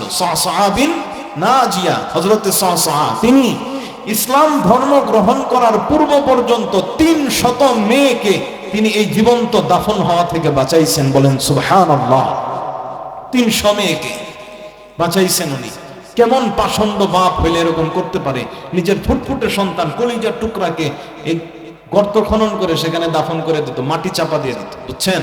তো নিজেরা মেয়েকে পছন্দ করতো না, অথচ আল্লাহর ব্যাপারে বলতো যে ফেরেশতারা হইল আল্লাহর মেয়ে। এইরকম। আবার 2 নাম্বার, আল্লাহর জন্য যদি কেউ বলে যে আল্লাহর স্ত্রী আছে, তাহলেও এটা আল্লাহর সত্তার সাথে শিরিক হয়। আল্লাহর কোনো স্ত্রী নাই। বলেন, আল্লাহর কোনো কি নাই? স্ত্রী নাই। খ্রিস্টান তারা বলে মরিয়ম হলো আল্লাহর স্ত্রী, নাউজুবিল্লাহি মিন যালিক। ঈসা আলাইহিস সালামের মা মরিয়ম, তিনার ব্যাপারে বলেন যে তিনি নাকি আল্লাহর কি স্ত্রী। কত বড় জঘন্য কথা! আপনারা কি আপনার বউয়ের নাম নেন নাকি? বউয়ের নাম বলেন। আমার কাছে কি আপনি আপনার বউয়ের নাম বলবেন? এই মুরব্বীরা কথা বলে না, বউয়ের নাম বলবেন। আমি কি আমার স্ত্রীর নাম আপনাদের সামনে বলবো? কোন সম্ভ্রান্ত ব্যক্তি তার স্ত্রীর নাম অপরজনের কাছে গিয়া বলে না। এজন্য এইভাবে বলে যে রাশেদের মাই কইছে, মানে ছেলের দিকে বা ছেলে ছোট বড় এদের দিকে নিসবত করে বলে যে রাশেদের মাই কইছে, বেলালের মাই কইছে, বিল্লালের মাই কইছে, ওমরের মাই কইছে, এইভাবে কয়। এই ওমরের মাই দিঘা হচ্ছে, এই রাশেদের মা, খালেকের মাই দিঘা হয়, এভাবে ডাক দেয়। কিন্তু কখনো কোনো ভালো মানুষ স্ত্রীর নাম অন্যের কাছে গিয়া বলে না। আল্লাহ তাআলা পুরা কোরআন শরীফের মধ্যে কোন নারীর নাম আনেন নাই। একটা মাত্র নারীর নাম আল্লাহ কোরআনে আনছে, তার নাম হলো মারিয়াম। একটা সূরার নামই রাখা হয়েছে সূরাতু মারিয়াম। মারিয়াম নামে একটা সূরা আছে। তাহলে বলেন, আমরা কেউ আমার স্ত্রীদের নাম নেই না? তাহলে মরিয়ম যদি আল্লাহর স্ত্রী হইতো, আল্লাহ কি মরিয়মের নাম কোরআনে আনতো না? যেহেতু আল্লাহ কোন নারীর নাম আনেন নাই, শুধুমাত্র কোরআনের মধ্যে নাম আনছেন মরিয়মের, আল্লাহ এই মরিয়মের নাম এনে এই কথা বুঝাইলেন, ও আমার বান্দারা, যারা মরিয়মকে আমার স্ত্রী বলো, মনে রেখো আমি গোটা কোরআনে কোন নারীর নাম আনি নাই, শুধুমাত্র নারীর নাম আনছি মরিয়মের। কেননা তোমরা তোমাদের স্ত্রীর নাম কখনো প্রকাশ করো না। আমি আল্লাহ মরিয়মের নাম কোরআনে আইনা বুঝাইয়া দিলাম যে মরিয়ম আমার স্ত্রী না। কেননা সব সম্ভ্রান্ত ব্যক্তিদের সৃষ্টি করছি আমি। সম্ভ্রান্ত ব্যক্তি তার স্ত্রীদের নাম অন্যের কাছে নেয় না। মরিয়ম যদি আমার স্ত্রী হইতো, তাহলে আমি তার নাম কোরআনে আনতাম না। কোরআনে যেহেতু আমি তার নাম মরিয়ম আনছি, এমনকি একটা সূরারই নাম রাইখা দিছি, সূরা মরিয়ম। এর দ্বারা বোঝা যায় যে মরিয়ম আমার স্ত্রী না। আল্লাহ এই মরিয়ম নামটাকে আইনা খ্রিস্টানদেরকে প্রত্যাখ্যান করছেন, রদ করছেন। কথা বোঝা যাচ্ছে? কোরআনের প্রতিটা অক্ষরে, প্রতিটা জিনিসে নিগূঢ় রহস্য আছে। আর এই যে যেটা আমি আপনাদের সামনে করতেছি, এটারে বলে তাফসীর।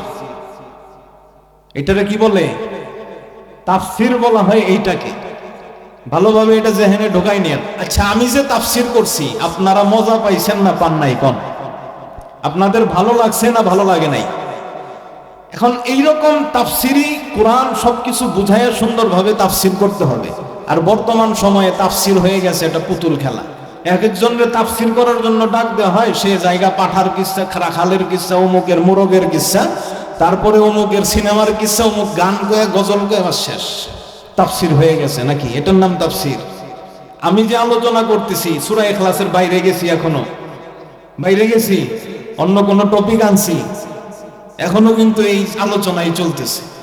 এইভাবে তাফসির করতে হয়, এই বিষয়গুলো বুঝবেন। এজন্য তাফসিরুল কোরআন মাহফিল দিয়ে এমন বক্তা আনলেন যে তাফসিরই করে না, খালি কিচ্ছা কাহিনী বইলা চলে যায়। কোরআনের একটা আয়াতের অর্থও জানলাম না, কি রহস্য আছে এটাও আমি জানলাম না। এরকম বক্তা দাওয়াত দেওয়ার প্রয়োজন আমি মনে করি নাই। এরকম বক্তা থেকে বাঁচতে হবে। যারা তাফসির প্রকৃতপক্ষে করে তাদেরকে নিয়ে আসা। দেখেন, শিরিক আল্লাহর জাতের সাথে হয় পাঁচ ভাবে। একটা বলছি আল্লাহর জন্য সন্তান মানলে, 2 নাম্বার আল্লাহর জন্য বিবি মানলে, 3 নাম্বার আপনি যদি এরকম মনে করেন যে আল্লাহ কারো ভিতরে ঢুকে গেছে, তাহলে এটা আল্লাহর সাথে কি হবে? শিরিক হবে। আমরা অনেকে মনে করি পীর বাবার কলবে বলে আল্লাহ বাস করে নাকি? নাউজুবিল্লাহ। বলে না নাউজুবিল্লাহ মিন যালিক। পীরের অন্তরে কি আল্লাহ বাস করে? আল্লাহর বাস করার জায়গা আছে বুঝি? মানুষ বাস করে, আল্লাহকে স্মরণ করা যায়, আল্লাহকে বসবাস করানো যায় না। আল্লাহকে কি করা যায়? স্মরণ করা যায়। আমি আল্লাহকে স্মরণ করবো, বাস আমার দিলে আল্লাহর স্মরণ আছে। কিন্তু কারো দিলে কি আল্লাহ বাস করে? যদি বলেন যে আল্লাহ এটার ভিতরে আছে, আল্লাহ এটার ভিতরে আছে, আল্লাহ আমার ভিতরে আছে, তাইলে এটা আল্লাহর সত্তার সাথে শিরিক করা হয়। বলেন, আল্লাহর সত্তার সাথে কি করা হয়? শিরিক করা হয়। এজন্য আল্লাহ কোনো পীরের অন্তরে থাকে না। যেই পীর বলবে আমার অন্তরে আল্লাহ বাস করে, সেটা পীর না, সেটা ভণ্ড নামের কুলাঙ্গার। বুঝতে হবে এটা। এরকম ভণ্ডের থেকে আমাদের বাঁচতে হবে। 4 নাম্বার, আল্লাহর ব্যাপারে আমাদের এরকম ভাবা যাবে না যে আমাদের সরকাররা যেরকম মন্ত্রী পরিষদ আছে তাদের সাথে পরামর্শ করে যেরকম রাষ্ট্র চালায়, আমার আল্লাহও বুঝি ওই রকম। সে তারও মনে হয় একটা মন্ত্রিসভা আছে, জিবরিল আছে, মিকাইল আছে, ইসরাফিল আছে, আজরাইল আছে, এদের সাথে মনে হয় পরামর্শ করে আল্লাহ দুনিয়া চালায় নাকি? আল্লাহ দুনিয়া চালানোর জন্য পরামর্শের দরকার, আল্লাহর কোনো মন্ত্রিসভার দরকার নাই। কিন্তু দুনিয়ার রাজা, বাদশাহ, সরকার যারা আছে তারা রাষ্ট্র পরিচালনা করার জন্য মন্ত্রিসভার বৈঠকের প্রয়োজন আছে, পরামর্শের প্রয়োজন আছে।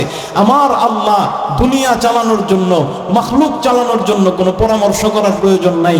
আমার আল্লাহর কোনো মন্ত্রিসভাও নাই, কোনো সংসদও নাই। 5 নাম্বার, আমি যদি আল্লাহকে মনে করি যে আল্লাহ কোনো মাখলুকের মতো, তাহলে এটা আল্লাহর সাথে শিরিক করা হবে। যেমন আমি বললাম আল্লাহ মনে হয় কোনো মানুষের মতো, আমি ভাবলাম যে আল্লাহ মনে হয় কোনো আমার পীর বাবার মতো, আমি ভাবলাম যে আল্লাহ মনে হয় সূর্যের মতো একটা নূর, আমি ভাবলাম যে আল্লাহ মনে হয় চন্দ্রের মতো একটা নূর, আমি ভাবলাম যে আল্লাহ মনে হয় তারকার মতো একটা নূর। যাই আপনি ভাববেন সবগুলাই শিরিক। আল্লাহ কারো মতো নন। বলেন, আল্লাহ কারো মতো নন। আল্লাহ কোনো মাখলুকের মতো নন। বলেন, আল্লাহ কোনো মাখলুকের মতো নন। এই বিশ্বাস রাখতে হবে। যখনই আপনি আল্লাহকে কোনো মাখলুকের মতো মনে করবেন, চাই সেটা মাটি, পাহাড়, গাছ, পর্বত, সূর্য, তারকা, চাঁদ, যা কিছু হোক, বৃষ্টি, মানুষ, যার মতোই আপনি মনে করবেন, তখনই আপনি আল্লাহর সাথে শিরিক করলেন, আল্লাহর সত্তার সাথে আপনি শিরিক করলেন। এজন্য আল্লাহ কারো মতো না, আল্লাহ কোনো মাখলুকের মতো না। 2 নাম্বার, শিরিক ফিল ইবাদা, শিরিক ফিস সিফাত। 2 নাম্বার হলো শিরিক ফিস সিফাত, আল্লাহর গুণাগুণের মধ্যে আল্লাহর সাথে শিরিক করা। আল্লাহ শুনেন, আল্লাহ শুনেন না? এখন আমি মনে করলাম যে আল্লাহ আমার মতো শুনে, তাহলে এটা আল্লাহর সাথে কি হয়ে যাবে? শিরিক হয়ে যাবে। আল্লাহর গুণের মধ্যে শিরিক। আল্লাহ দেখেন না দেখেন না? আল্লাহ দেখেন না দেখেন না? তা আল্লাহ দেখেন আমার মতো দেখেন না, আল্লাহর দেখা কারো মতো না। আল্লাহ অনেক পাওয়ারফুল, আল্লাহর দেখা কারো মতো হবে না। আল্লাহ শুনেন আমার মতো না, কোনো মাখলুকের মতো না। আল্লাহর শোনা আল্লাহর মতো, এটা আল্লাহর শান অনুযায়ী। এরকম 3 নাম্বার শিরিক ফিল ইবাদা, ইবাদতের মধ্যে কোনো শিরিক হবে না। আমার মাথা ঝুঁকবে তো ঝুঁকবে কার সামনে? আল্লাহর সামনে। আমার মাথা যেন কোনো পীরের পায়েও যেন না ঝুঁকে, আমার মাথা যেন কোনো পীরের কোনো মানুষের সামনে যেন না ঝুঁকে, আমার সেজদা যেন আল্লাহর জন্য হয়, আমার সেজদা যেন কোনো পীর, কোনো কবর, কোনো মাজারের জন্য যেন না হয়। কারণ সেজদা সবচেয়েতে আল্লাহর কাছে নিজেকে অপদস্থ করে পেশ করা হয়, একদম ছোট করে পেশ করা হয়। সেজদার মাধ্যমে নিজেকে বান্দা সবচেয়ে বেশি ছোট করে। এইটা যদি আপনি এখন কবরে যায় করেন, তাহলে নিজেকে আপনি তার সামনে ছোট করে দিলেন। এটা হলো ইবাদতের সর্বোচ্চ পর্যায়ের ইবাদত, সেজদা। এখন আপনি সেজদাটা হবে কার জন্য? আল্লাহর জন্য। দুইজনেই দিবে সেজদা আল্লাহর জন্য, বাকিরা আল্লাহর জন্য সেজদা দিবেন না বুঝি? কার জন্য সেজদা দিবেন? আল্লাহর জন্য। অন্য কোন মানুষ, পীর, কবর এগুলোর মধ্যে সেজদা হবে না। তুলসী পাতা গাছের সামনে সেজদা হবে না। সেজদা হবে কেবলমাত্র শুধুমাত্র আল্লাহর সামনে। চতুর্থ নাম্বার শিরিক ফিল হুকুম, হুকুমের মধ্যে শিরিক করা। বিধান হবে কার? একমাত্র আল্লাহর। বিধান দুনিয়াতে চলবে কার? একমাত্র আল্লাহ। কোরআন হাদিসকে বাস্তবায়ন করতে হবে, এটাই হবে আমাদের স্লোগান।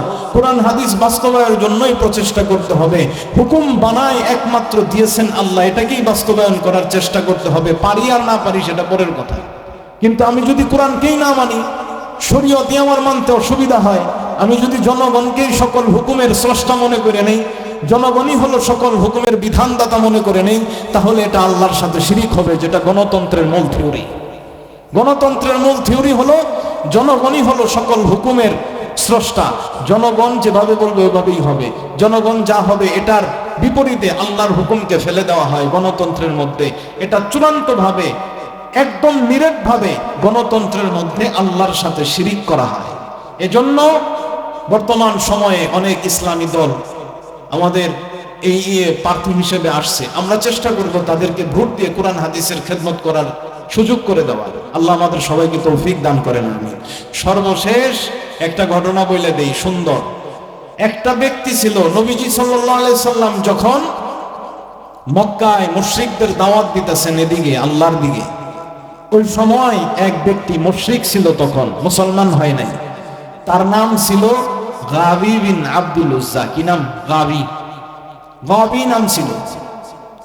তো এই ব্যক্তি, আমরা যারা গাড়ি চালাই, আমাদের গাড়ির মধ্যে বিসমিল্লাহির রহমানির রহিম লেখা থাকে, আয়াতুল কুরসি লেখা থাকে, অনেক সময় লেখা থাকে লা ইলাহা ইল্লা আনতা সুবহানাকা ইন্নী কুনতু মিনাজ জালিমিন লেখা থাকে। আবার হিন্দুদের গাড়ির মধ্যে কি থাকে? হাতিওয়ালা সুর একটা দেবতা থাকে, অথবা কালিমা দুর্গা মা বসায় থিয়া দেয়, জিব্বা বের করে থাকে, এরকম তারা গাড়ির মধ্যে রাইখা দেয়। তো ওই যে গাবি এখনো মুসলমান হয় নাই, এই লোকটা সফরে গেছে, সাথে টুকলার মধ্যে একটা মূর্তি নিয়ে এনেছে, যে সফরে যদি আমার কোনো কিছুর প্রয়োজন হয়, সফরে যদি আমার কিছু দরকার হয়, আমি চাবো কার কাছে? তা আমি আমার খোদারে গাড়ির মধ্যে বইরে, পকেটের মধ্যে বইরে নিয়ে যাই। খোদাও এমন যারে পকেটে গাড়িতে মরা যায়। বুঝেন নাই মনে হয়, এরা খোদা হয়, বুঝেন নাই? তাই খোদারে গাড়ির মধ্যে বইরা গিট্টু দিয়া তারপরে নিয়ে গেল। এখন চলতে চলতে ক্লান্ত হয়ে গেছে, তো পথে এক জায়গায় তাঁবু টানাইছে বিশ্রাম করবে। সুন্দর করে দেবতারে উঠাইয়া নিয়ে টেবিলের উপরে রাখছে, থাকো, তো প্রয়োজন হইলে চামো, ইবাদত করো। রাত্রে ঘুমাইছে, সকালে উঠে দেখে কিরে আমার খোদা দেহি ভিজা। আমার খোদা রেখে যেন স্নান করাইছে, গঙ্গার জল দ্বারা কে যেন পবিত্র করছে। এখন খুঁজা পায় না যে এটারে কে পবিত্র করল। আকাশে মেঘ নাই, কুয়াশা নাই, বৃষ্টি নাই, তাহলে আমার খোদা পবিত্র হইল কিভাবে, ভিজলো কিভাবে, এটা তার বুঝে আসে না। যে নিজেকে পেশাব থেকে বাঁচাইতে পারে না, সে কি প্রভু হইতে পারে? বলেন, সে কি প্রভু হইতে পারে? পারে না। এজন্য গাবি বিশ্বনবী রাহমাতুল লিল আলামিনের কাছে গিয়া বলে, ওগো আল্লাহর পয়গম্বর, ওগো আল্লাহর হাবিব, আমি চরম ভুল করছি গো। আমি এতদিন বুঝি নাই, না বুঝা আল্লাহর সাথে আমি নাফরমানি করছি, আল্লাহর সাথে শিরিক করছি।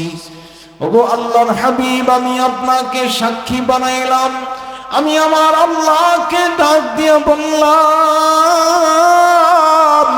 ওগো আল্লাহ, তুমি আমারে মাফ করে দাও। আল্লাহকে যখন এইভাবে ডাকলো, আর ওই গাবি বলে, ওগো আল্লাহর হাবিব, আমি আপনার হাতে ঈমান আনতে চাই।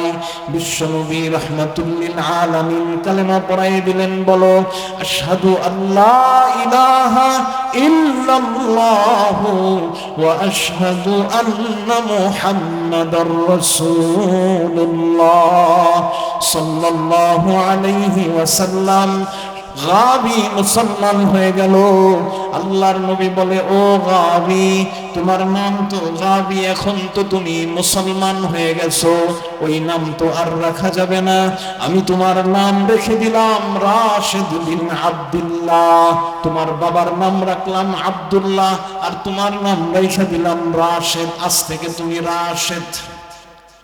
এজন্য যত যাই করেন, আল্লাহর কাছে যখন আপনি মাফ চাবেন, আল্লাহ আপনাকে মাফ করে দিবেন ইনশাআল্লাহ। হযরত ইমাম গাযালী রাহমাতুল্লাহি আলাইহি বলেন, এক ব্যক্তি আল্লাহর 20 বছর ইবাদত করছেন।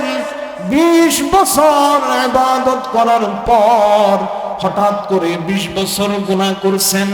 20 বছর গুনাহ করার পরে আয়নার দিকে তাকায়, একটা দাড়ি পেকে গেছে, চুল পেকে গেছে। পাকা চুলের দিকে তাকানোর পর তখন ওই ব্যক্তির নিজের প্রতি লজ্জা হয়। তখন তিনি বলেন, আল্লাহ, 20 বছর তোমার ইবাদত করছি, আবার 20 বছর পরে 20 বছর তোমার নাফরমানি করছি গো আল্লাহ। আল্লাহ, এখন যদি আমি তোমার কাছে ফিরে আসি, তুমি কি আবার আমারে কবুল কইরা নিবানি?